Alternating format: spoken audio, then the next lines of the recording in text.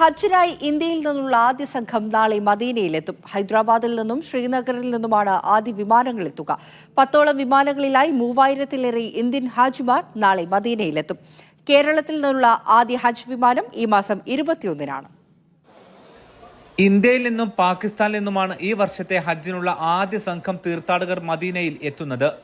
ഇതോടെ ഈ വർഷത്തെ ഹജ്ജ് സീസണിന് തുടക്കമാകും. ഹൈദരാബാദിൽ നിന്നും ശ്രീനഗറിൽ നിന്നും ഇന്ത്യയിൽ നിന്നുള്ള ആദ്യ വിമാനങ്ങൾ മദീനയിൽ ഇറങ്ങും. രാവിലെ 5-നാണ് ആദ്യ വിമാനം. മദീന വിമാനത്താവളത്തിൽ ഇറങ്ങുന്നവരെ ഇന്ത്യൻ ഹജ്ജ് മിഷന് കീഴിൽ നയതന്ത്ര ഉദ്യോഗസ്ഥരും ഹജ്ജ് മന്ത്രാലയ ഉദ്യോഗസ്ഥരും സ്വീകരിക്കും. 3000-ലേറെ ഹാജിമാരാണ് നാളെ എത്തുക. തുടർന്നുള്ള ദിനങ്ങളിലും ഇത് തുടരും.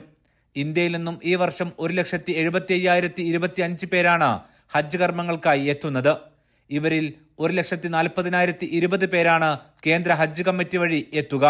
35,005 പേർ സ്വകാര്യ ഗ്രൂപ്പ് വഴിയാണ്.